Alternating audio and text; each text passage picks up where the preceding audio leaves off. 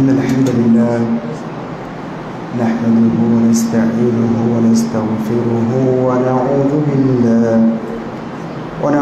بالله من شرور أنفسنا ومن سيئات أعمالنا من يهده الله فلا مضل له ومن يضلل فلا هادي له وأشهد أن لا إله إلا الله وحده لا شريك له وأشهد أن نبينا محمدا عبده ورسوله أما بعد فإن خير الحديث كتاب الله وخير الهدي هدي محمد صلى الله عليه وسلم وشر الأمور محدثاتها وكل محدثة بدعة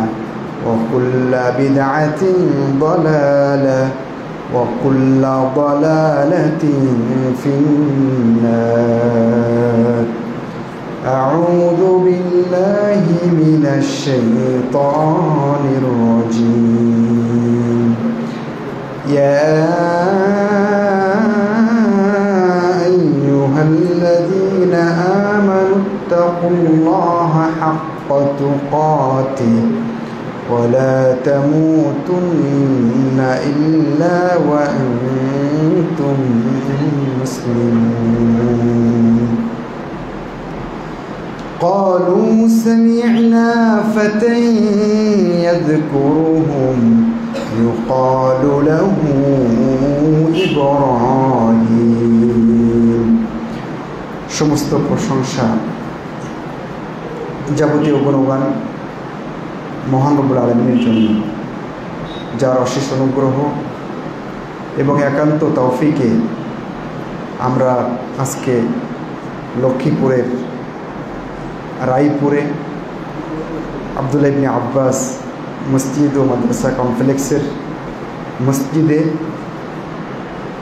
সমবেত হতে পেরেছি, তার ডাকে সাড়া দেওয়ার জন্য, জুমার সালাত আদায়ের জন্য। যে মহান রব্বুল আলামিন আমাকে আপনাকে এই তৌফিক দিয়েছেন, তার শুকরিয়া জ্ঞাপন করছি, আলহামদুলিল্লাহ। দুরূদ এবং সালাম বর্ষিত হোক আমাদের একমাত্র আদর্শ নবী মুহাম্মদ সাল্লাল্লাহু আলাইহি সাল্লামের উপর, যার আদর্শই মানবতাকে ইহকালে শান্তি দিতে পারে এবং পরকালে মুক্তি দিতে পারে। আমরা সেই রাসূলের উপরে দুরূদ এবং সালাম পেশ করছি আবারও সাল্লাল্লাহু আলাইহি ওয়াসাল্লাম। সম্মানিত উপস্থিতি, আজকে আমাকে আলোচনার জন্য খুতবাতে যে বিষয়টি এখান থেকে প্রস্তাব করা হয়েছে সেটি নিশ্চয়ই অনলাইনের কল্যাণে আপনারা জানতে পেরেছেন। যুব সমাজের অবক্ষয় এবং উত্তরণের উপায়, কীভাবে সেখান থেকে তাদেরকে বের করে আনা যাবে। তো আমি উল্লিখিত বিষয়ে জুমার নির্ধারিত খুতবার যে সময় আছে তার মধ্যেই ইনশাআল্লাহ গুরুত্বপূর্ণ কিছু কথা জেনে যাওয়ার চেষ্টা করব বিদিনিল্লাহি তাআলা। যৌবন বয়স অত্যন্ত গুরুত্বপূর্ণ একটি বয়স, এটা আমরা জানি। সেই কারণে কোরআন এবং হাদিসে এই বয়সের গুরুত্ব তুলে ধরা হয়েছে। এই বয়সে যেমন অনেক ভালো কাজ করা যায়, তেমনি এই বয়সে অনেক নিকৃষ্ট কাজও করা যায়। এই বয়সে মানুষের রক্ত, তার শরীরী ভাষা এমন থাকে যে সে এভারেস্ট পর্বতশৃঙ্গ জয় করে ফেলতে পারে, আবার চাইলে মানুষ খুন করতেও পারে। ভালো মন্দ দুটোই করা যায়। মূলত এই কারণেই এই বয়সটার গুরুত্ব বিবেচনা করেই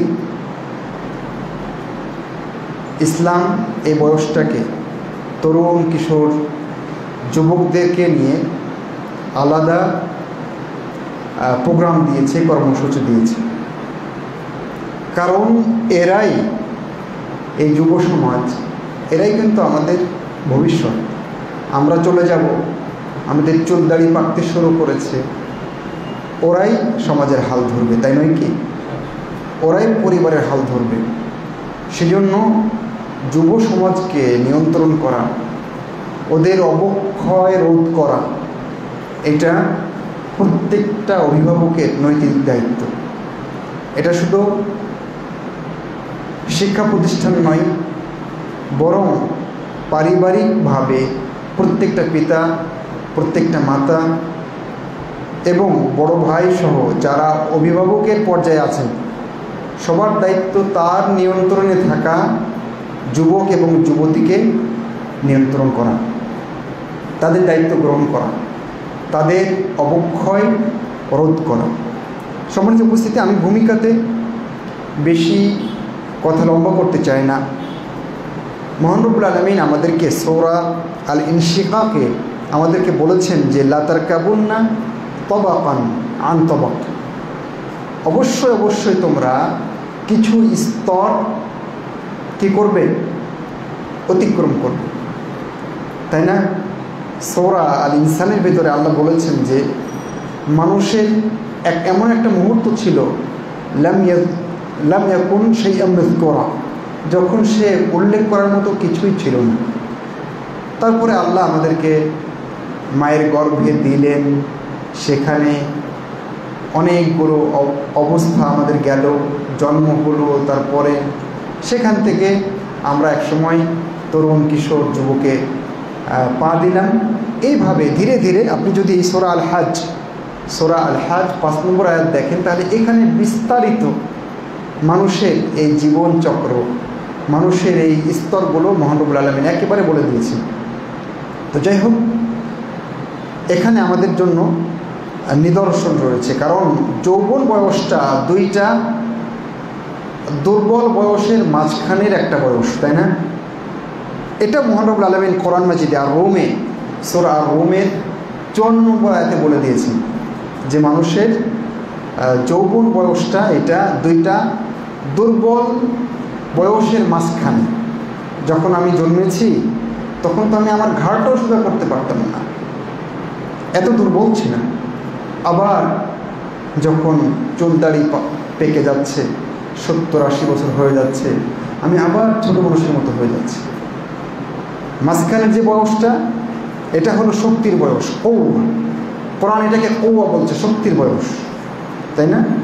সেজন্য কবি নজরুল ইসলাম থাকবো না কো বদ্ধ ঘরে, দেখবো এবার জগৎটাকে বলেছেন না? সেটা কিন্তু এই তরুণদের উচ্ছ্বাসের কারণেই, যুবকদের যে প্রাণ শক্তি সেটার কারণে। সেজন্য এই ভূমিকা থেকে আমাদের মেসেজ হচ্ছে যে এই বয়সটাকে মূল্যায়ন করতে হবে। যেমন তরুণ এবং যুবকরা মূল্যায়ন করবে, তেমনি তারা যেন মূল্যায়ন করতে পারে সেই ব্যবস্থা আমি বাবা হিসেবে, আমি শিক্ষক হিসেবে, আপনি দাদা হিসেবে, নানা হিসেবে, আপনি মা হিসেবে, আপনি খালা হিসেবে, আপনি দাদি নানি হিসেবে, অবশ্যই এই দায়িত্ব কিন্তু আমাদের কাঁধে আসে। এই বয়সটা অত্যন্ত গুরুত্বপূর্ণ বলে যখন মানুষ জান্নাতে যাবে তখন আল্লাহর পক্ষ থেকে ঘোষণা দেওয়া হবে, কয়েকটা ঘোষণা। তার একটা ঘোষণা শুধু আমি আপনাদেরকে শোনাই, যেটা আমাদের আজকে দরকার। বলা হবে ওয়া ইন্না লাকুম আন তাশিব্বু ফালা তাহরামু আবাদান, এখানে তোমরা সব সময় যুবক থাকবে, কখনোই বুড়া হবে না, বৃদ্ধ হবে না। তার মানে কি, সবাই যুবক অবস্থায় জান্নাতে থাকবে। এই জন্য আল্লাহ রাসূল এর কি করে একজন ভদ্র মহিলা, বৃদ্ধা মহিলাকে বলেছিলেন না যে বৃদ্ধাকে তো জান্নাতে যাবে না। ঠিকই কথা, উনি একটু মন খারাপ করেছিলেন। পরে আল্লাহ রাসূল ব্যাখ্যা করেছিলেন, বৃদ্ধা মানে তুমি তো জান্নাতে যাবে ইনশাআল্লাহ, কিন্তু তুমি যখন যাবে তখন বৃদ্ধা থাকবে না, যুবতী হবে। তার মানে এই বয়সটা গুরুত্বপূর্ণ এবং মানুষ বেশি এনজয় করতে পারে, অনেক কিছু করতে পারে, দেখেই তো জান্নাতেও এই বয়সে মানুষ থাকবে। কখনো বুড়া হবে না, আর কখনো চুল দাড়ি পাকবে না, আর কখনো চামড়া ঢিলা হবে না, আর কখনো দুর্বলতা আসবে না।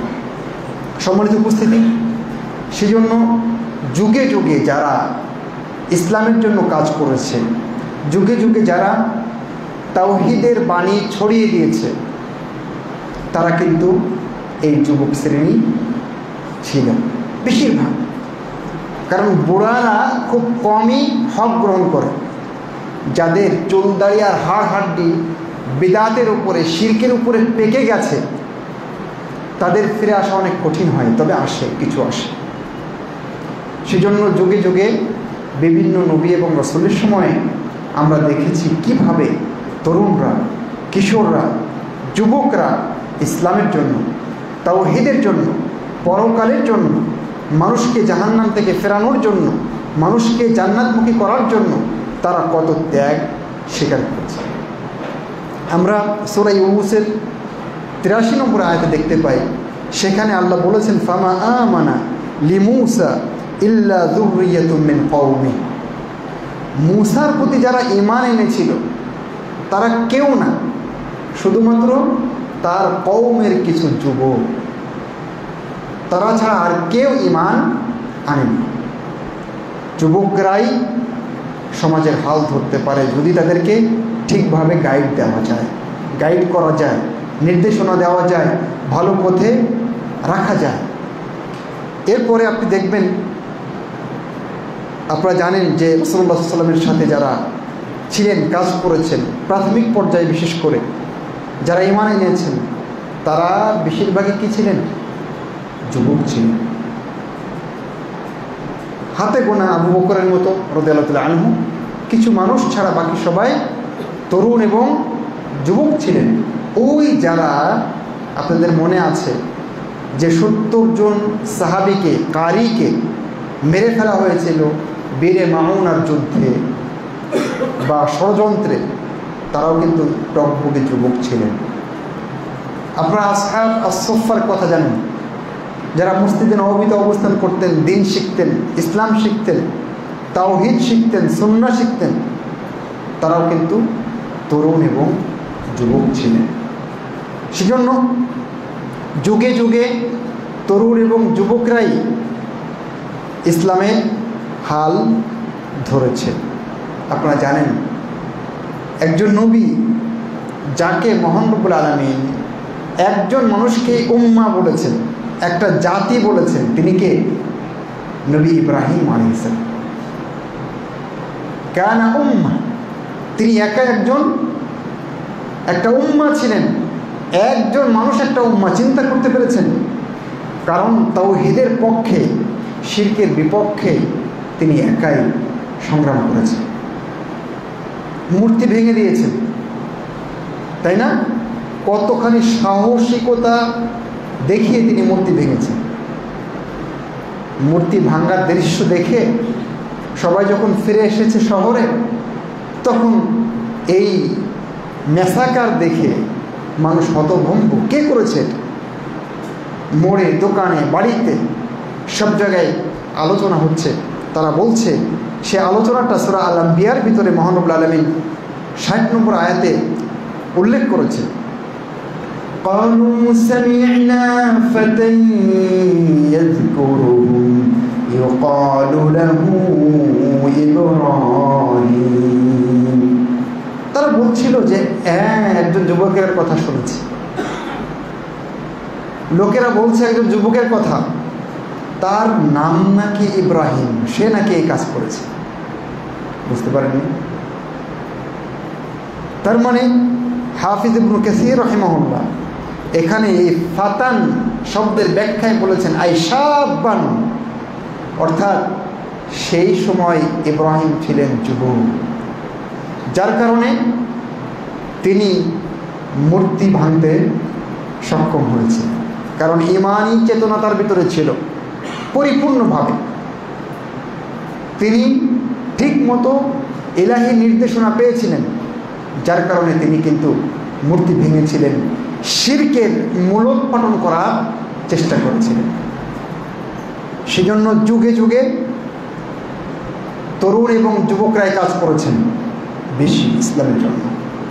আপনি ইউসুফ আলাইহিস সালামের কথা দেখেন, তিনি যখন মিশরে বিক্রি হয়ে চলে আসলেন, যখন ওই যে মিশরের আজিজের স্ত্রী যখন তাকে কুপ্রস্তাব দিয়েছিলেন, তখন ইউসুফ আলাইহিস সালাম টকবকে যুবক ছিলেন না, কিন্তু ইমানি চেতনা তাকে এক চুল পর্যন্ত এদিক ওদিক করতে পারেনি, হেলাতে পারেনি, দোলাতে পারেনি, নাড়াতে পারেনি। তিনি এত সম্ভ্রান্ত নারী, এত কিছু, সব কিছুর ঊর্ধ্বে গিয়ে ইলাহি নির্দেশনার কাছে, মহান রব্বুল আলামিনের আহ্বানের কাছে তিনি আত্মসমর্পণ করেছেন। সম্মানিত উপস্থিতি, আপনারা জানেন কিছু যুবক যারা ঈমান নিয়ে হিজরত করেছিলেন, এলাকা ছাড়া হয়েছিলেন, তৎকালীন বাদশাহ তাদেরকে ধরবে, তাদেরকে শাস্তি দিবে, তাদেরকে ইসলাম থেকে ফেরাবে, তাদেরকে তাওহীদ থেকে ফিরিয়ে শিরকে প্রবেশ করাবে, কিন্তু সেই যুবক দল এটাকে বরদাস্ত করেনি। তারা বলেছে আমাদের এলাকা ছাড়া হতে হয়, কোনো সমস্যা নেই, হব, কিন্তু আমরা শিরকের সাথে আপোষ করব না। আজকে যারা তরুণ তোমরা আছো এখানে, অনলাইনে যারা আমার কথা শুনছো, এই ঘটনাগুলো তোমাদেরকে অবশ্যই মনে রাখতে হবে এবং তোমাদেরকে অবশ্যই সেই মুখী হতে হবে, এই আদর্শ গ্রহণ করতে হবে।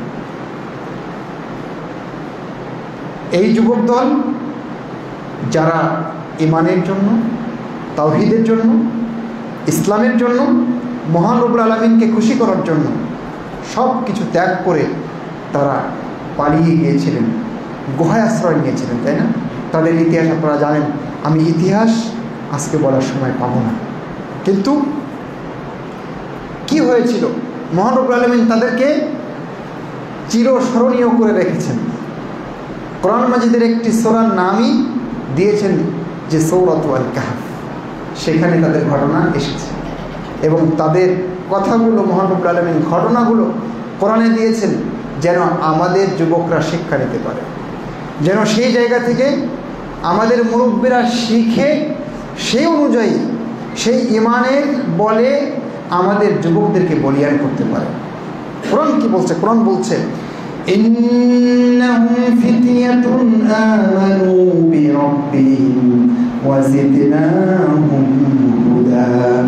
তারা ছিল যুবক, তারা তাদের রবের প্রতি ঈমান এনেছিল, ওয়া জিদনাহুম হুদা, এবং আমি ঈমান আনার কারণে, ঈমানের উপরে অবিচল থাকার কারণে তাদের হেদায়েতের পথ, তাদের ঈমানের গতি জ্যোতি, এটাকে আমি আরো অনেক বেশি বাড়িয়ে দিয়েছিলাম।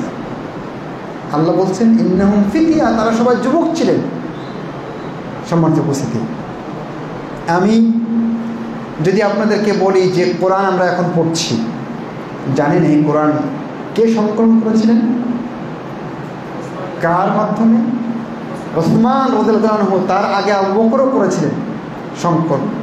তো আবু বকর রাদিয়াল্লাহু আনহুর সময়ে এবং ওসমান রাদিয়াল্লাহু আনহুর সময়ে খলিফা তো নির্দেশ দিয়েছেন, উদ্যোগ নিয়েছেন, ব্যবস্থাপনা করেছেন, কিন্তু মূল কাজ কে করেছেন? মাঠ পর্যায়ের কর্মী, এবং তিনি আর কেউ নন, তিনি হলেন যায়েদ ইবনে সাবিত। যুবক, টকবকে যুবক, তিনি এই কাজ করেছেন আরও কয়েকজন মানুষকে নিয়ে, যে কোরআন আমরা এখন পড়ছি। সম্মানিত উপস্থিতি, আবু বকর আছেন, ওমর আছেন, ওসমান আছেন, আলী আছেন, আরও বড় বড় বয়স্ক সাহাবী আছেন। এতদ সত্ত্বেও তৎকালীন সময়ে পরাশক্তি রোমের বিরুদ্ধে যুদ্ধ করতে হবে, রাসূলুল্লাহ সাল্লাল্লাহু আলাইহি ওয়াসাল্লাম একজন সেনাপতি নিযুক্ত করলেন। জানেন কে? উসামা ইবনে যায়েদ। তিনি তখন এই 20 অ্যারাউন্ড 20 ইয়ার তার বয়স, তখন 20-এর আশপাশ হবে, এই বয়সের একজন সেনাপতি তিনি নিযুক্ত করলেন। সুবহানাল্লাহ। অথচ ওই সময় কত বড় বড় মানুষ তখন সেনাপতি হওয়ার যোগ্য। সম্মানিত উপস্থিতি, আপনারা একজন মানুষের কথা জানেন যাকে ইসলামের প্রথম দূত বলা হয়, যিনি ইসলামের জন্য তার বিলাসী জীবন ত্যাগ করেছিলেন। মক্কাতে কি বিলাসী জীবন ছিল তার, একটু পর পর জামা পরিবর্তন করতেন। সেই সময়ে অনেক উন্নত মানের পারফিউম ব্যবহার করতেন।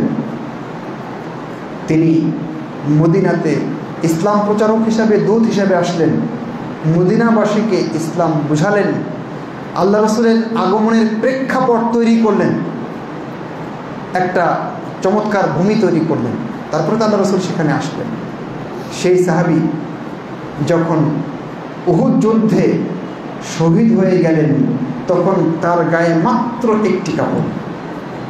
সাহাবায়ে কেরাম বলছেন, আমরা দাফন করতে যাব, যদি উপরের অংশ ঢাকতে যায় নিচের অংশ বের হয়ে যায়, যদি নিচের অংশ ঢাকতে যায় উপরের অংশ বের হয়ে যায়, কি করব?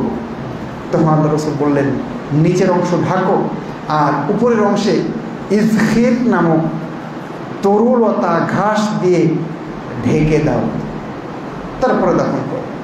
জানেন তিনি কে? তিনি হলেন মুসআব ইবনে উমাইর, যিনি ছিলেন তরুণ যুবক। এইভাবে যদি আমরা সোনালী ইতিহাসের দিকে ফিরে যাই, তাহলে এটাই ছিল আমাদের তরুণদের, যুবকদের গৌরবোজ্জ্বল ইতিহাস। আজকের অবক্ষয়ের কারণে আমাদের মুসলিম তরুণরা, যুবকরা, যুবতীরা, তরুণরা তাদের এই গৌরবোজ্জ্বল ইতিহাস হারাতে বসেছে। যারা এখানে আমার মায়েরা আছেন, বোনেরা আছেন, আপনারা নিশ্চয়ই আবু বকর রাদিয়াল্লাহু আনহুর মেয়ের কথা জানেন, আসমা। যখন আল্লাহ রাসূল সাল্লাল্লাহু আলাইহি ওয়াসাল্লাম হিজরতের সময় গারে সাউরে আশ্রয় নিয়েছিলেন, আল্লাহ রাসূল এবং আবু বকর দুজন, তখন রিস্ক নিয়ে এত উপরে, তখনকার দিনের প্রচণ্ডতা, রোদের সব কিছুকে, শত্রুর এদিকে আক্রমণের ঝুঁকি, এত উপরে উঠতে হবে মেয়ে মানুষ। এখন আপনি হজ উমরা করতে গিয়ে উঠে দেখেন না কত কঠিন। সেই সময় এত রিস্ক নিয়ে হিজরতের পথকে সুগম করার জন্য রাসূল সাল্লাল্লাহু আলাইহি সাল্লামে এবং তার বাবা আবু বকর রাদিয়াল্লাহু আনহুকে কি বলে নিরাপত্তা দেওয়ার জন্য, তাদের হিজরতের পথকে সহজ করার জন্য তিনি কত ঝুঁকি নিয়ে সেখানে নিয়মিত খাবার পৌঁছাতেন। মহিয়সী নারী, তখন তিনি কিন্তু মোটামুটি যুবতী ছিলেন, একেবারে টকবকে যুবতী। সম্মানিত উপস্থিতি, সেই সময় যারা তরুণ এবং যুবক ছিলেন, তারা ছিলেন ইসলামের প্রতি উদ্দীপ্ত, উজ্জীবিত। সেজন্য আমরা দেখেছি বদর যুদ্ধের সময় রাসূলুল্লাহ সাল্লাল্লাহু আলাইহি ওয়াসাল্লাম যখন সেনাবাহিনীর সদস্যদেরকে বাছাই করছেন, আল্লাহ রাসূল তো সেনাপতি থাকতেন এবং তিনি বাছাই করতেন যে কাকে নেওয়া যাবে, কাকে নেওয়া যাবে না। যাদের বয়স এখনও কম, প্রাপ্তবয়স্ক হয়নি, তাদেরকে বাদ দিয়ে দিতেন। কিন্তু এই যুদ্ধে সাদ ইবনে আবি ওয়াক্কাসের ভাই উমাইর, তিনি ছোট মানুষ, তিনি সৈন্যবাহিনীর পেছনের লুকোচুরি খেলছেন, একবার মাথা নিচু করে, একবার মুখ লুকোবার চেষ্টা করে। তখন সাদ বলছে, কী হয়েছে? তখন বড় ভাইকে বলছে, চুপ, কোনো কথা নাই, আল্লাহ রাসূল আমাকে দেখে ফেললে আমাকে বাড়ি পাঠিয়ে দেবে, তখন আমার যুদ্ধ করা হবে না। যাই হোক, আল্লাহ রাসূল তো একজন একজন করে দেখছেন, ধরা তো পড়তেই হবে। উমাইর ধরা পড়ে গেলেন। রাসূলুল্লাহ সাল্লাল্লাহু আলাইহি ওয়াসাল্লাম বললেন, তোমার যাওয়া হবে না। ভেউ ভেউ করে, মা মরে গেলে মানুষ যেমন কান্না করে না, উমাইর যুদ্ধে যেতে পারবেন না বলে এরকম কান্না করছে। অবশেষে কান্না দেখে আল্লাহ রাসূল অনুমতি দিলেন এবং সাদ ইবনে আবি ওয়াক্কাস বলছেন, আমি নিজে তাকে তার দেহে তরবারি বেঁধে দিয়েছিলাম। তরবারিটা যে গুছিয়ে নেবে এই বুদ্ধি এই শক্তি তার ওই সময় ছিল।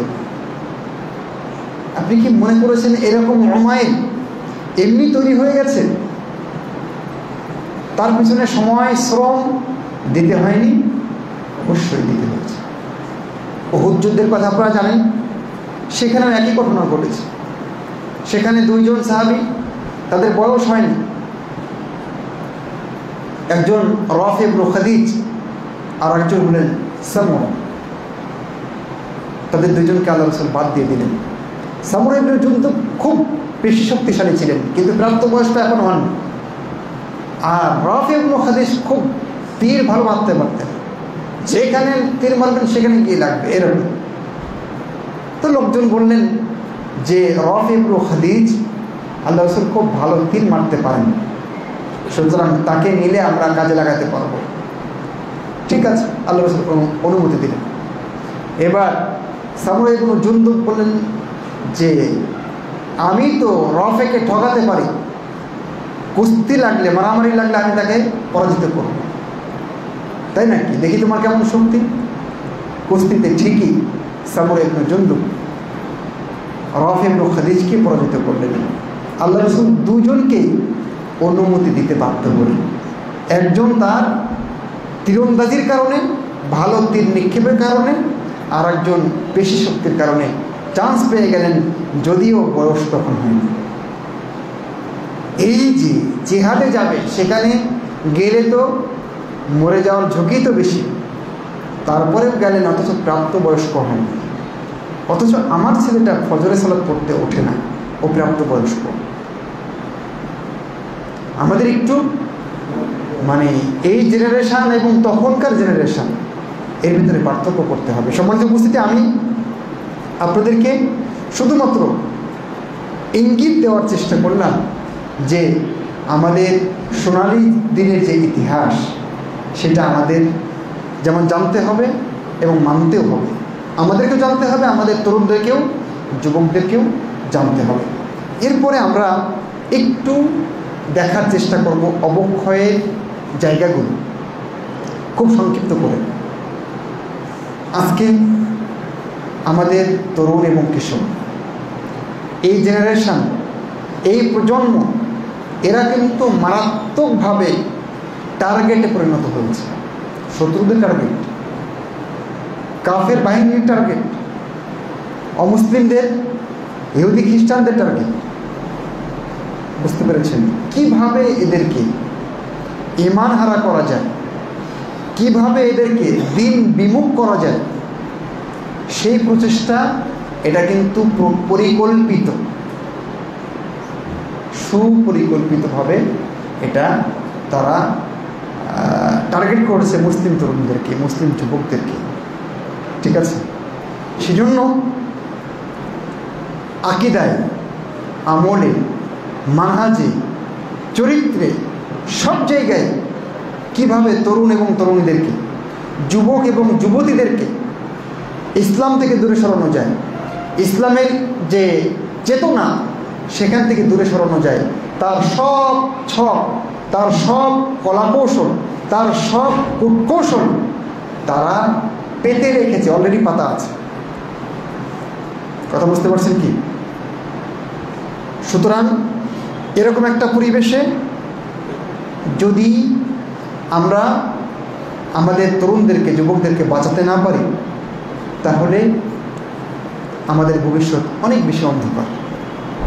আমি আপনাদেরকে বলি, আল্লাহ রাসূল সাল্লাল্লাহু আলাইহি ওয়াসাল্লাম ইঙ্গিত দিয়েছেন, এরকম একটা প্রজন্মের কথা তিনি বলেছেন। আল্লাহ রাসূল বলেছেন যে লা তাত্তাবিউন্না সানানা মান কানা ক্বাবলাকুম, অবশ্যই অবশ্যই তোমাদের আগে যারা চলে গিয়েছে তোমরা তাদের অনুসরণ করবে। আল্লাহ রাসূল বললেন শিবরান বিশিবর ওয়া যিরাআন বিযিরা, বিঘতে বিঘতে, হাতে হাতে, অর্থাৎ প্রতিটা কাজে, প্রতিটা বিষয়ে, প্রতিটা প্রচলিত সিস্টেমে তোমরা তাদের অনুসরণ করবে। আল্লাহ রাসূল বলতে বলতে বললেন এমনকি ওরা যদি গুই সাপের গর্তে ঢুকে যায় তোমরা ঢুকে যাবে। এরপর আল্লাহ রাসূলকে সাহাবায়ে কেরাম বললেন, আল্লাহ রাসূল আপনি কাদের কথা বলছেন, কাদের অনুসরণের কথা বলছেন? যাদের একেবারে পুঙ্খানুপুঙ্খ অনুসরণ করবে একটা প্রজন্ম। আল্লাহ রসুলকে সাহাবায়ে কেরাম বললেন, তারা কি খ্রিস্টান আর ইহুদি? তাদের কথা কি আপনি বলছেন? তখন আল্লাহ রসুল জবাব দিলেন, ফামান ইযান, তারা নয়তো কারা? তারাই। তাদের অনুসরণ এমনভাবে করবে একটা প্রজন্ম, একেবারে অক্ষরে অক্ষরে তাদেরকে মেনে চলবে। আজকে যদি আমি আপনাদেরকে মিলিয়ে দেওয়ার চেষ্টা করি বা আপনিও মিলিয়ে নেওয়ার চেষ্টা করেন, তাহলে দেখবেন কিভাবে আমার ছেলেরা, আমাদের মেয়েরা কিভাবে তাদের অনুকরণ করে চলেছে। আর এটা কিন্তু এমনি এমনি হয়নি, এটা অত্যন্ত পরিকল্পিতভাবে তারা করেছে। কারণ মুসলিমদেরকে যদি, এই তরুণ এবং যুবক শ্রেণীকে যদি তাদের ঈমানের উপরে, তাদের আকীদার উপরে, তাদের মানহাজের উপরে, তাদের চেতনার উপরে ধরে রাখা যায়, তারা যদি অবিচল থাকে, তাহলে তারা এই পৃথিবীতে কিছুই করতে পারবে না। কিন্তু যখনই তাদেরকে এই চেতনা থেকে সরানো যাবে, তখনই তারা সব কিছু করতে পারবে। সেজন্য আমার মনে পড়ে একজন ইহুদি বলেছিল যে যতদিন জুমার সালাতে যত মানুষ উপস্থিত হয়, ফজরের সালাতে তত মানুষ উপস্থিত না হবে, ততদিন তারা ফিলিস্তিন আমাদের কাছ থেকে উদ্ধার করতে পারবে না। কথাটার ভিতরে নিগুড় ভাব রয়েছে। সুতরাং আমাদের ঈমানি চেতনা ফেরাতে হবে, আমাদের জাগরণ নিজেদের মধ্যে, আমাদের তরুণ এবং যুবকদের মধ্যে অবশ্যই ফেরাতে হবে। সম্মানিত উপস্থিতি, আসুন কি কি কারণে আমাদের যুবকদের এই অবক্ষয়। আমি তো একটা বলেছি যে তাদের ফাঁদ পাতা আছে, তারা ফাঁদ পেতে রেখেছে, কিন্তু আমি ওই ফাঁদ থেকে বাঁচার চেষ্টা করছি না। এর বাইরে আর কি কি থাকতে পারে? আমার তো চেষ্টা করা উচিত যে এই ফাঁদ থেকে আমি কীভাবে তাদেরকে বাঁচাবো। আমি খুব সংক্ষিপ্ত করে বলার চেষ্টা করি। আজকে ছেলেকে মেয়েকে বাঁচাতে হবে, এই গুরুত্ব আমাদের অনেকের কাছে নেই। আমি বাবা হিসেবে, আমি মা হিসেবে তাকে যে বাঁচাতে হবে, আল্লাহ বলেছেন কু আনফুসাকুম ওয়া আহলিকুম নার, তোমরা নিজেরা বাঁচো এবং তোমাদের পরিবারকে বাঁচাও। কি থেকে বাঁচাও? জাহান্নামের আগুন থেকে। তো এই জায়গায় আমরা ফেল।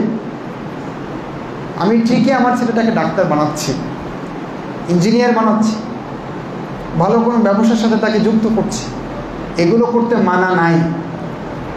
আপনি করতে পারেন, বরং করবেন। ডাক্তার বানাবেন, দরকার আছে আমাদের, ইঞ্জিনিয়ার বানাবেন, দরকার আছে আমাদের। কিন্তু সেই জায়গায় তার আগে তাকে ঈমান এবং আকীদার শিক্ষা তাকে দেওয়া দরকার ছিল। তাকে কোরআনের আলোকে, কোরআনের ভ্যাকসিন দিয়ে তাকে মজবুত করা দরকার ছিল, ঠিক না? আমি মনে করি যে আমাদের বাচ্চাদেরকে লালন পালনের ক্ষেত্রে, সুন্দরভাবে গড়ে তোলার ক্ষেত্রে আমাদের গুরুত্ব অনেক বেশি দিতে হবে। এটা অবক্ষয়ের একটা মূল কারণ। আমি মনে করেছি আমার ছেলেটা এসএসসি পাস করবে, তারপরে ইন্টারমিডিয়েট এইচএসসি লেভেল শেষ করবে, ভালো কোনো প্রতিষ্ঠানে পড়বে, সেটা ডাক্তারি হোক, ইঞ্জিনিয়ারিং হোক, যেটাই হোক না কেন, বাস হয়ে গেল। কিন্তু তার আগে যে তাকে ঈমানি টিকা দিতে হতো, সেটা কিন্তু আমি একেবারেই ভুলে গেছি, তাই না? আপনি চিন্তা করেন, আমার আপনার বাচ্চা যখন হয়, তখন নিয়ম করে টিকা কার্ড নিয়ে তাকে আমি টিকা দিচ্ছি না? কিসের টিকা দিচ্ছি? ভবিষ্যতে যেন বসন্ত না হয়, ভবিষ্যতে যেন পোলিও না হয়, ভবিষ্যতে যেন অমুক না হয়, তমুক না হয়, হেপাটাইটিস বি যেন আক্রান্ত না হয় সে, এই কারণে তো টিকা দিচ্ছে, তাই না? আচ্ছা বলেন তো, এই অসুখগুলো তার কোথায় হবে? দেহে হবে। এর চূড়ান্ত ফলাফল হচ্ছে যদি হয়ে যায় মারা যাবে, তাই না? তো মারা তো আজকে কালকে যেতেই হবে। তারপরে আমরা টিকা দিচ্ছি, দেওয়াতে দোষ নাই। কিন্তু আমি বলছি যে ওই বয়সে কেন আপনি আকীদা শেখালেন না, কেন আপনি তাকে সালাত শিক্ষা দিলেন না? কারণ এটা তো তাকে পরকালে বাঁচাবে, জাহান্নাম থেকে বাঁচাবে, কবরে বাঁচাবে। আপনি দুনিয়াতে তাকে বাঁচানোর জন্য তাকে টিকা দিয়েছেন, এই টিকা কি কবরে কাজ করবে? পরকালে কাজ করবে না, করবে না। কিন্তু এর পাশাপাশি যদি আপনি তাকে ঈমানের টিকা দিতেন, অর্থাৎ ঈমান শেখাতেন, তাহলে এটা তার কবরেও কাজে দিত, আল্লাহর কাছে আল্লাহর সামনেও সে সাহসিকতা নিয়ে দাঁড়াতে পারত, তাই নয় কি? আমি মাঝে মাঝে বলি, বাচ্চা কাচ্চাকে এমনভাবে গড়ে তোলার চেষ্টা করেন যেন আপনার ছেলেটা ডাক্তার হয়ে, ইঞ্জিনিয়ার হয়ে, বৈমানিক হয়ে, আরও বড় বড় চাকরি করে সে যখন আপনার মরণের খবরটা পাবে, সে যেন দৌড়ে এসে নিজে কাফনের কাজ, গোসলের কাজ করাতে পারে, এরকম হতে পারে। সে যেন আন্তরিকতা নিয়ে আপনার জানাজা পড়াতে পারে, আপনাকে দাফন করতে পারে। সে যেন বিমানের ককপিটে বসে আপনার মরণের খবর পেয়েই বলতে পারে, ইন্না লিল্লাহি ওয়া ইন্না ইলাইহি রাজিউন, রব্বিরহামহুমা কামা রাব্বায়ানি সগীরা। তারপরে দৌড়ে এসে সে যেন আপনার সবগুলো কাজ করে দিতে পারে। এরকম ছেলে চান না? তাহলে তাদেরকে ছোটোবেলা থেকে এমন শিক্ষায় শিক্ষিত করতে হবে যেন সে এটাও শেখে, দুনিয়াও শেখে। আমি খুব লজ্জা পাই, আমার খুব কষ্ট হয় যখন অশীতিপর বৃদ্ধ মারা গিয়েছেন, বৃদ্ধা মারা গিয়েছেন, বাবা বা মা, দাদা বা দাদি, নানা বা নানি মারা গিয়েছেন, আর এই ছেলেটা দৌড় দিয়ে এসছে তার কর্মস্থল থেকে, ক্লিন শেভ করা মানুষ, ফ্যাল ফ্যাল করে তাকিয়ে আছে, কি করতে হবে কিছুই বুঝে না। জানাজা পড়ানো তো দূরের কথা, কি করতে হবে এটাই জানে না, এটাই বোঝে না। তখন বলে, এলাকার ইমাম সাহেবকে বলে, হুজুর আপনি পড়ান জানাজাটা।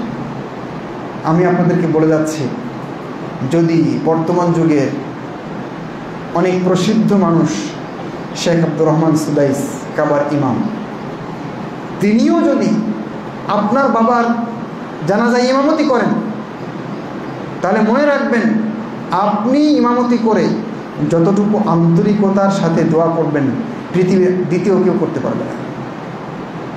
তাহলে আমার ছেলেটাকে, আপনার ছেলেটাকে অবশ্যই এমন করতে হবে যেন ও তাওহীদ বুঝে, যেন ও শিরক বোঝে এবং শিরকে না পড়ে, যেন ও সুন্নাহ বোঝে, সুন্নাহ পালন করে, যেন ও কি বলে বিদআত বোঝে এবং বিদআতে না পড়ে যায়।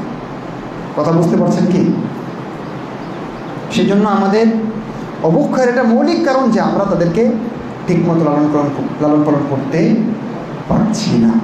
সম্মানিত উপস্থিতি, আমি খুতবার পরের অংশে গিয়ে বাকি কথাগুলো বলার চেষ্টা করব। আকুলু কওলি হাযা ওয়া আস্তাগফিরুল্লাহ লি ওয়া লাকুম ওয়া লিসাইরিল মুসলিমিন।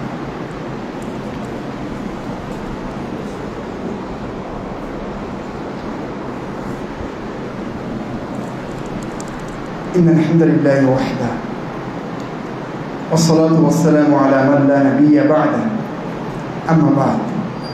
সম্মানিত উপস্থিতি, আমি বলছিলাম যে আমাদের তরুণ সমাজ, যুবক, এদের অবক্ষয়ের কারণ কি? তো আমি বলছিলাম যে আমরা তাদেরকে ঠিকমতো লালন পালন করতে পারছি না। আমরা মনে করছি লালন পালন মানেই হচ্ছে তাকে ভালো খাওয়াতে হবে, তাকে ভালো পোশাক দিতে হবে, অসুখ হলে ডাক্তার দেখাতে হবে, ভালো একটা শিক্ষা প্রতিষ্ঠানে ভর্তি করতে হবে। অবশ্যই এগুলো লালন পালনের অংশ, এটাকে আমি অস্বীকার করছি না, অবশ্যই এগুলোও করতে হবে, কিন্তু তাকে অবশ্যই কোরআন মাজিদ আগে শেখাতে হবে। অবশ্যই তাকে তার দিনের মৌলিক বিষয়গুলো আগে শেখাতে হবে। এটা করতেই হবে যদি তাকে ইসলামের উপরে আপনি টিকাতে চান। আমি একটু আগে বলেছিলাম যে আমাদের শিক্ষা ব্যবস্থাটা অবক্ষয়ের মূল কারণ এটা একটা। আমাদের শিক্ষা ব্যবস্থা নষ্ট করে ফেলা হয়েছে। শুধু এখন না, এটা যুগ যুগ ধরে। বলেন তো, 90% উপরে একটা দেশে মুসলিম, অথচ সেই দেশে বিদ্যালয়ে সেই মুসলিমদের সংবিধান, মুসলিমরা যে সংবিধানকে বুকে ধারণ করে, মাথায় রাখতে চায়, বাড়িতে সবচেয়ে সম্মানের জায়গায় রাখে, সেই কিতাবটা অধ্যয়নের শেখার ব্যবস্থা স্কুলে নাই। এটা শিক্ষা ব্যবস্থার ত্রুটি নয় কি? আপনি কি মনে করেছেন এটা এমনি হয়েছে? যে না, এটা এমনি হয়নি, এটা সুপরিকল্পিত। এগুলো রাখা যাবে না। আমি প্রশ্ন করি, কেন আমার ছেলেকে, আমার মেয়েকে কোরআন শিক্ষা দেওয়ার জন্য কেন আলাদা মক্তব খুলতে হবে? ও স্কুলে সব শিখতে পারে, তার মূল গ্রন্থ কোরআন মাজিদ, এটা সে শিখতে পারে না? শিক্ষা ব্যবস্থায় কোরআন শিক্ষা রাখা যায় না? আপনি বলবেন সেখানে তো অন্য ধর্মের মানুষও আছে, ও ধর্ম শিখুক, কোনো সমস্যা তো নেই। কথা বোঝা গেছে কি? তো আমার মনে হয় শিক্ষা ব্যবস্থার ত্রুটিটা একটা মারাত্মক ত্রুটি, যার কারণে আমাদের ছেলেরা সেইভাবে গড়ে উঠছে না। শিক্ষা ব্যবস্থায় কি দিন শিক্ষা ব্যবস্থা আছে? আকীদার কোনো ব্যাপার আছে? ইমানের কোনো ক্লাস আছে স্কুলে? কেন নাই? মাদ্রাসার ছেলেটাকে ইমান শিখতে হবে, স্কুলের যে ছেলেটা আব্দুল্লাহ নামে যে ছেলেটা পড়ে ওকে শিখতে হবে না? মাদ্রাসায় যে মেয়ে ফাতেমা পড়ছে ও দিন শিখবে, কোরআন শিখবে, ইমান শিখবে, আকীদা শিখবে, সুন্নাহ শিখবে, আদব শিখবে। কিন্তু স্কুলে যে খাদিজা পড়ছে ওকে শিখতে হবে না? দিন ওর জন্য না? তাহলে সিলেবাসে এটা নাই কেন? আকীদার মৌলিক বিষয়গুলো যদি কারো না থাকে, সে কি মুসলিম থাকে? আকীদার মূল বিষয় যদি কারোর ভিতরে না থাকে, ঈমান, আল্লাহর প্রতি, পরকালের প্রতি, রাসূলগণের প্রতি, কিতাবসমূহের প্রতি, তাকদীরের প্রতি, ইত্যাদি ইত্যাদি, ঈমানের এই মৌলিক বিষয়গুলো, তাওহীদের মূল জায়গাটা যদি কারো ঠিক না থাকে, তাহলে তার কোনো আমলও কবুল হবে না। আকীদা এত গুরুত্বপূর্ণ, যদি এটা ঠিক না থাকে কোনো আমল কবুল হবে না। পরকালে জান্নাতে যাওয়ার আশাই করা যায় না, বরং তার ইসলাম টিকবে কিনা সেটা প্রশ্নবিদ্ধ। অথচ এত গুরুত্বপূর্ণ একটা বিষয় আমাদের শিক্ষা ব্যবস্থায় নেই। চিন্তা করতে পেরেছেন? এই কারণেই তো ডাক্তার হচ্ছে, ইঞ্জিনিয়ার হচ্ছে, কিন্তু তাদের ভিতরে দিনের কোনো কিছু থাকছে না। এটা একেবারে পরিকল্পিত ছকের কি বলে কারসাজি। এরকমই তারা চেয়েছিল। তারা চেয়েছিল ঘুরবে আব্দুল্লাহ, কিন্তু ও আসলে আবু জাহেল। জমিনের উপরে বাড়িতে ঘুরবে আব্দুল্লাহ, ওর নাম আব্দুল্লাহ, কিন্তু আসলে ওর ভিতরে যা আছে সব আবু জাহেল। এই শিক্ষা ব্যবস্থায় ওরা চেয়েছিল। সম্মানিত উপস্থিতি, তাহলে এইটা আমাদের মৌলিক একটা কারণ যে আমাদের শিক্ষা ব্যবস্থা সেরকম না। আমাদের আগের শিক্ষা ব্যবস্থা দিন কোরআন না থাকলেও সেখানে সুন্দর সুন্দর কবিতা ছিল, তাই না? অনন্ত অসীম প্রেমময় তুমি বিচার দিনের স্বামী, আরও কত সুন্দর সুন্দর কবিতা ছিল, যেটা আল্লাহমুখী করতো, কিছুটা হলেও ভালো আদব শেখাত। সেটাও এখন উঠে যেতে বসেছে। এগুলো হলো আমাদের মৌলিক কারণ অবক্ষয়। আরেকটা হলো পিতামাতাই ভালো না, বাপ মার অবস্থাই ঠিক নাই। আমি এরকম অহরহ দেখা যায়। সিলেটে খুতবা যাচ্ছিলাম, একটা হাইওয়ে রেস্টুরেন্টে দেখলাম বাচ্চার মানে বাবা বাচ্চার এক হাত ধরে আছে আর এক হাত দিয়ে সিগারেট টানছে। বলেন এই ছেলে আপনার কাছ থেকে কী শিখবে? আপনার অবক্ষয় মূলত এই বাচ্চাকে অবক্ষয়ের দিকে নিয়ে যাবে।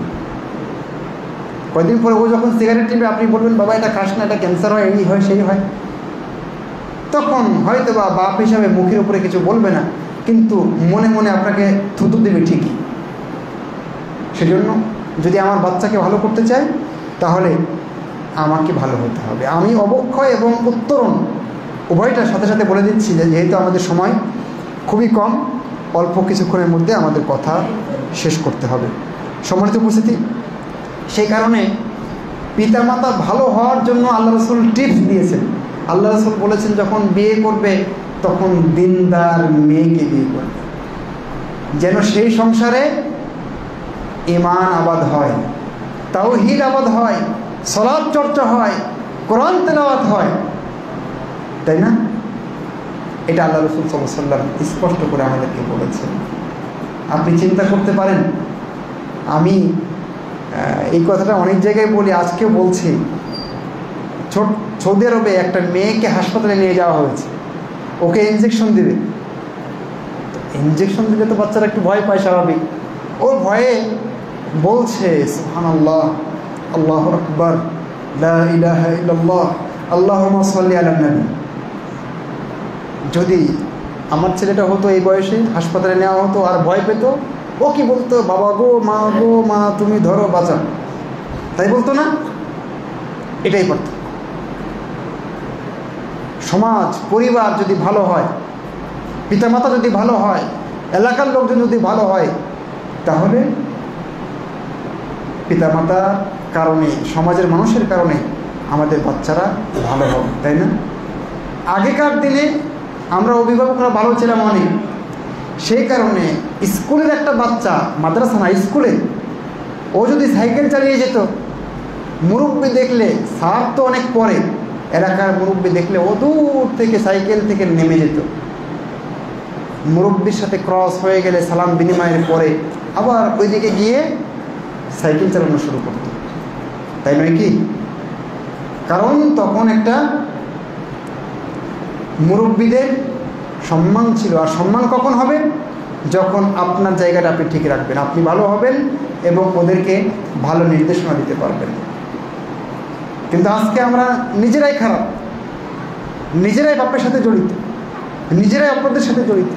তাহলে ওদেরকে আমরা কিভাবে রক্ষা করব এবং কিভাবে ওরা আমাদেরকে শ্রদ্ধা করবে? এখন তো ওরা আমাদের সামনেই সিগারেট পান করে, ধূমপান করে, এবং পারলে ধোঁয়াটা স্টাইলিশভাবে আপনার মুখে দিয়ে দেবে। ওরা তোয়াক্কা করবে না। কারণ আজকে এই অবক্ষয়ের একটা মূল কারণ কিন্তু আমরা, কারণ আমরা ভালো হতে পারছি না। আমাদের আর একটা সমস্যা আছে। আগেকার দিনে শিক্ষা প্রতিষ্ঠানে আদব শেখানো হতো, ভালো করে লেখাপড়া শেখানো হতো। তখন বলতো অভিভাবকরা যে ছেলে দিয়ে গেলাম, হাড় হাড্ডি শুধু আপনার, গোশত মাংস এগুলো আপনার। তার মানে আপনি তাকে ভালো করার জন্য, শেখাবার জন্য যা কিছু করতে পারেন। আর এখন আপনি বলে আসেন, খবরদার আমার ছেলেটার গায়ে যেন লাঠি না পড়ে। মানুষ হবে কী করে? আমি বলছি না ওদেরকে মেরে একেবারে গরু পিটুনি দিতে হবে, জি না, এটা আমি বলছি না। কিন্তু শায়েস্তা করার দরকারও আছে। আল্লাহ রসুল বলেছেন আদবের লাঠি ওঠানোও যাবে না, বাড়ি থেকেও না। আপনি বাড়ি থেকেও আদবের লাঠি ওঠাতে পারবেন না। পৃথিবীর সর্বশ্রেষ্ঠ মানুষের কোলে সর্বশ্রেষ্ঠ নারী শুয়ে আছেন, সর্বশ্রেষ্ঠ নারীর কোলে সর্বশ্রেষ্ঠ মানুষ শুয়ে আছেন। আর আল্লাহর নবী এবং রসুলের পরে সর্বশ্রেষ্ঠ মানুষ সেই নারীকে শাস্তি দিচ্ছেন, আদব শেখাচ্ছেন। বুঝতে পারেন কে বলেন তো? আয়েশা রাদিয়াল্লাহু তাআলা আনহা আল্লাহ রসুলের মাথা তার কোলে নিয়ে বসেছিলেন। ওই যে হাড় হারানোর কাহিনী, সেই সময় সবাই বলছে আয়েশার হাড় হারানোর কারণেই তো আমরা আজকে আটকে গেছি, এখানে পানির ব্যবস্থা নেই, কিচ্ছু নাই। আবু বকর রাদিয়াল্লাহু আনহু এত রেগে গেছেন, তিনি গিয়ে বলছেন, কোমরে আঘাত করছেন আর বলছেন তোমার কারণে আজকে এই সমস্যা। একটু সাবধান হওয়া যায় না? কীভাবে হাড় হারায়? বাপ মেয়েকে ভৎসনা করছেন, কোন বয়সে, কত বড় হলে, তাই না? কার স্ত্রী তিনি, কত মহিষী নারী তিনি। তারপরেও দেখেন পিতার ভূমিকা। আর আজকে এসএসসি পাস পরীক্ষা দিবে, ছেলেটা জিদ ধরেছে যে বাবা মোবাইল লাগবেই, আপনি অ্যান্ড্রয়েড কিনে দিয়েছেন, অবক্ষয় হবে না? আপনি জানেন এই অ্যান্ড্রয়েডের ভিতরে কী আছে, এই আইফোনের ভিতরে কী আছে? আজকে সোশ্যাল মিডিয়া, ফেসবুক, তারপরে হোয়াটসঅ্যাপ, ইউটিউব, এগুলোর ভিতরে কী আছে এটা কি আপনি জানেন? একটা সময় সমাজের গুটি কয়েক মানুষ ভিএফ দেখতো, ব্লু ফিল্ম দেখতো খুব গোপনে চুরি করে, আর এখন প্রতিনিয়ত ইউটিউবে, ফেসবুকে, অন্যান্য সোশ্যাল মিডিয়ায় এগুলো হাজার হাজার কন্টেন্ট আছে। আপনি কি জানেন? তাহলে ছেলে জেদ ধরলো আর আপনি যে এই সেটটা কিনে দিলেন। জানেন এই একটা ডিভাইস আপনার ছেলেকে ধ্বংস করে দিতে পারে। আজকে আমাদের ছেলেরা, আমাদের মেয়েদের সামাজিকতা আজকে নাই, আছে ওরা মোবাইল নিয়ে ব্যস্ত, সবাই মোবাইল নিয়ে ব্যস্ত। অবক্ষয়ের কারণে এগুলো আমরা সবাই জানছি, কিন্তু আসলে কোনো পদক্ষেপ নিতে পারছি না, ব্যবস্থা নিতে পারছি না। সম্মানিত উপস্থিতি, অনেক কথা ছিল, যতটুকু বলতে পেরেছি মহান রব্বুল আলামিন ততটুকুতেই বরকত দান করুন। অবক্ষয়ের অনেক কারণ আছে, আমার কাছে প্রায় 20টা মতো কারণ আমি নোট করে নিয়ে আসছিলাম আজকে, এবং উত্তরণের উপায়গুলো সেগুলো আরও অনেকগুলো ছিল। তবে আমি মনে হয় সার কথা আপনাদের সামনে বলার চেষ্টা করেছি। আশা করছি মহান রব্বুল আলামিন আমাদের তাতে বরকত দিবেন। আমরা চেষ্টা করি যেন এমন ছেলে হয় যার কারণে আমার পরকালে আমার স্তর, মর্যাদার মানটা বেড়ে যায়। কাল কিয়ামতের ময়দানে কিছু মানুষ জান্নাতে তাদের মর্যাদা বাড়িয়ে দেওয়া হবে, তখন তারা বলবে যে আমাদের এত মর্যাদা কিসের বিনিময়? তখন আল্লাহর পক্ষ থেকে ঘোষণা দেওয়া হবে, এই যে লি আখদি ওয়ালাদিকুমা আল কোরআন, তোমাদের সন্তান দুনিয়াতে কোরআন শিখেছে, কোরআন শিখিয়েছে, এই কারণে তোমাদের এত মর্যাদা। সুতরাং এমন কিছু সন্তান আমরা তৈরি করে যাই, গঠন করে যাই, যারা এই সমাজটাকে, পরিবারটাকে, এই রাষ্ট্রটাকে করতে পারবে ইনশাআল্লাহ ঈমানের উপরে, তাওহীদের উপরে। আর ঈমান এবং তাওহীদের উপরে যখন দেশটা, সমাজটা গড়ে উঠবে, তখন আমরা সব কল্যাণ আশা করতে পারবো, ইহকালীন এবং পরকালীন। সেজন্য আমাদের চেষ্টা করতে হবে, আমাদের একটা ভালো পরিবার তৈরি করতে হবে, একটা ভালো সমাজ তৈরি করতে হবে, নাহলে হবে না ভাই। ভালো একটা কমিউনিটি ছাড়া কখনোই আপনার ছেলেকে আপনি ভালো করতে পারবেন না।